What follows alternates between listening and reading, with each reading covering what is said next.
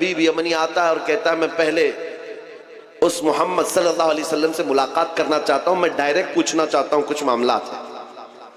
اس نے آتے ہی حضور پاک صلی اللہ تعالیٰ علیہ وسلم سے ملاقات کی اور اس کے بعد پوچھا کیا آپ نبی ہیں؟ کہا ہاں میں اللہ کا آخری نبی ہوں۔ نبی اگر ہے توجہ، تو اس نے کہا کہ آپ کے پاس کوئی معجزہ ہے؟ حضور پاک صلی اللہ علیہ وسلم نے خود پوچھا تو کیا دیکھنا چاہتا ہے؟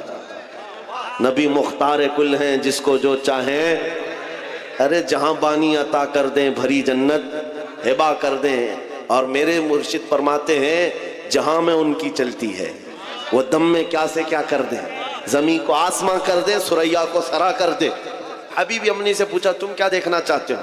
عربوں میں اس وقت یہ بات مشہور تھی، جادو کرنے والے کا جادو زمین پہ چل سکتا ہے، آسمان پہ نہیں چلتا۔ زمین پہ سارے جادو دکھائے جا سکتے ہیں، آسمان پہ نہیں۔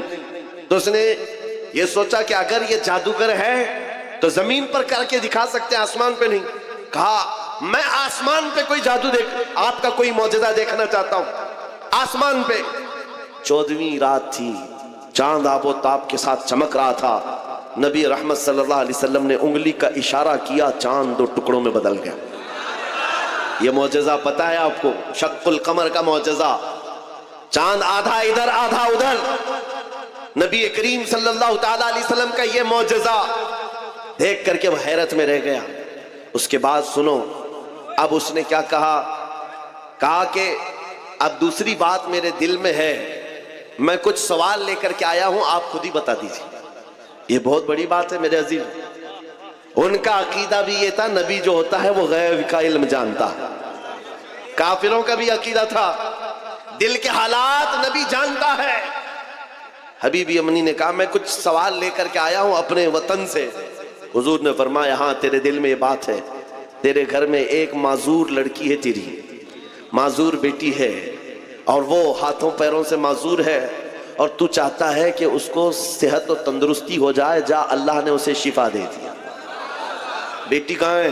یمن میں ہے، اور یہ مکہ میں ہے۔ باپ دل کے حالات جیسے ہی بتایا نبی کریم نے، کہا میں گواہی دیتا ہوں آپ اللہ کے سچے رسول ہیں۔ ابو جہل کس کے لیے لایا تھا؟ پروپیگنڈا پھیلانا تھا، حضور کے خلاف ایک مورچہ قائم کرنا تھا۔ جس کو پکڑ کر کے لایا تھا وہی مصطفیٰ کے قدموں میں سر دینے کو تیار۔ عزیزان گرامی وقار، یہ تو مثال کے طور پر میں عرض کر رہا ہوں، یہ تاریخ اس طرح کے واقعات سے بھری ہوئی ہے۔ ایک ساتھ ایک عمیر بن وہب شخص تھے، توجہ چاہتا ہوں۔ یہ عمیر بن وہب کون ہے؟ جنگ بدر میں ان کا بیٹا رسول اللہ کے صحابہ کے ہاتھ میں قید ہو گیا۔ عمیر بن وہب، پہلے ان کو شیطان قریش کہا جاتا تھا، قریش کا شیطان، کیونکہ سارے مکہ والوں کو بھڑکانے میں بہت بڑا کردار تھا عمیر بن وہب کا۔ لیکن جب بیٹا گرفتار ہو کر کے گیا حضور کے پاس، روزانہ دل میں یہ خیال آتا تھا کیسے اپنے بیٹے کو آزاد کروں۔ جنگ بدر میں 70 قیدی گرفتار تھے، تو ہوا یہ کہ خانہ کعبہ کے اطراف جو دیوار ہے اس کو حتیم کہتے ہیں۔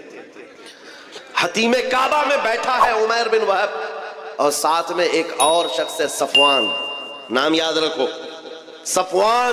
یہ وہ شخص ہے جس کا باپ جنگ بدر میں قتل ہو گیا۔ دونوں کا مسئلہ سیم ہے، ایک کا باپ مارا گیا ہے اور ایک کا بیٹا قتل ہو گیا ہے۔ حضور پاک صلی اللہ تعالیٰ علیہ وسلم کے مقابل میں آنے والے یہ دونوں لوگ بدر کے میدان میں آئے ہوئے لوگ حتیم کعبہ میں بیٹھ کر کے دونوں بات چیت کر رہے ہیں۔ دونوں کا مسئلہ سیم ہے، دونوں کی تکلیف سیم ہے، پرابلم سیم ہے۔ صفوان پیسے والا تھا، بہت پیسے والا تھا۔ عمیر بن وہب سے کہتا ہے اے عمیر، اگر تو تلوار لے کر کے جا مدینے اور محمد کا قتل کر کے آ جا، نعوذ باللہ۔ عمیر سے کہتا ہے میں تجھے تلوار دوں گا، زہر میں بجھا کر کے جا مدینے، محمد صلی اللہ علیہ وسلم کا قتل کر کے آ جا، تیرے اوپر جتنا قرضہ ہے سب میں نپٹا دوں گا، اور پھر مال بھی دوں گا، اور تیرا بیٹا بھی آزاد ہو جائے گا۔ تو عمیر بن وہب کہتا ہے ٹھیک ہے، میں اس کام کے لیے راضی ہوں۔ تلوار لیا۔ یہ بات کہاں ہو رہی ہے؟ خانہ کعبہ کے سامنے حتیم میں بیٹھ کر صرف 2 لوگ ہیں اور کوئی نہیں ہے۔ تلوار کو زہر میں بجھا کر کے مدینے آ گیا عمیر بن وہب۔ توجہ میرے عزیزوں، اب عشق رسول کیا ہے، ناموس رسالت کی حفاظت کیا ہے، اس بات سے سنو، جب عمیر بن وہب مدینے پہنچتا ہے مسجد نبوی کے باہر، لیکن سامنا کس سے ہو جاتا ہے؟ حضرت عمر بن خطاب سے، امیر المومنین۔ حضور پاک صلی اللہ تعالیٰ علیہ وسلم مسجد نبوی میں ہیں، حضرت عمر بن خطاب چند صحابہ کے ساتھ باہر کھڑے ہیں۔ جیسے ہی حضرت عمر نے عمیر بن وہب کو تلوار لٹکائے ہوئے آتے دیکھا، غضبناک ہو گئے۔ سب سے پہلے اپنے ساتھیوں سے کیا کہا؟ خذوا ھذا الکلب، پکڑو اس کتے کو۔ اب لوگوں کو یہ لگتا ہے آپ بار بار تقریر میں کتا کہتے ہیں، اور کچھ لوگوں کو لگتا ہے یہ گالی آپ دیتے ہیں، سخت جملے بولتے ہیں۔ میرے عزیزو، حضور کے دشمنوں کے لیے یہ جملہ بولنا عمر ابن خطاب کی سنت ہے۔ امیر المومنین عمر ابن خطاب نے کہا خذوا ھذا الکلب، پکڑو اس کتے کو۔ جا کر کے صحابہ نے پکڑ لیا، عمیر بن وہب کو پکڑ لیا۔ حضرت عمر نے اپنا گمچھا نکالا اور اس کی گردن میں ڈال کر مروڑ دی اور پکڑ کے لائے۔ پوچھا کیوں آیا؟ کیونکہ بدر میں سامنے لڑنے کے لیے آیا تھا اور بیٹا بھی قیدی ہے۔ اس نے کہا کہ نہیں، بس میں اپنے بیٹے سے ملنے آیا ہوں، میں اپنے بیٹے سے ملنے آیا ہوں، میرا بیٹا تمہارے پاس قید ہے۔ حضرت عمر نے کہا تمہارا جواب میں بعد میں دوں گا۔ اپنے ساتھیوں سے کہا اس کو پکڑ کے رکھو، پہلے حضور سے اجازت لے کر آتا ہوں، اس کا کیا کرنا ہے۔ حضرت عمر حضور پاک کی بارگاہ میں آئے، کہا یا رسول اللہ، عمیر بن وہب آیا ہے، شیطان قریش جس نے بدر میں کافروں کو بھڑکا کر لایا تھا، اور مجھے اس کی نیت اچھی نہیں لگتی۔ عاشق رسول کو بہت دور سے خوشبو آ جاتی ہے اور دشمنوں کی مہک بھی آ جاتی ہے۔ یہ جو بدبو لے کر کے آیا ہو کوئی، عاشق رسول سمجھ گیا۔ عمر ابن خطاب کہتے ہیں مجھے اس کی نیت اچھی نہیں لگتی۔ حضور نے فرمایا عمر اس کو اندر تو آنے دو، باہر کھڑا کر کے اندر تو آنے دو۔ حضرت عمر نے گردن میں اسی طرح گمچھا ڈال کے کھینچتے ہوئے اندر لائے۔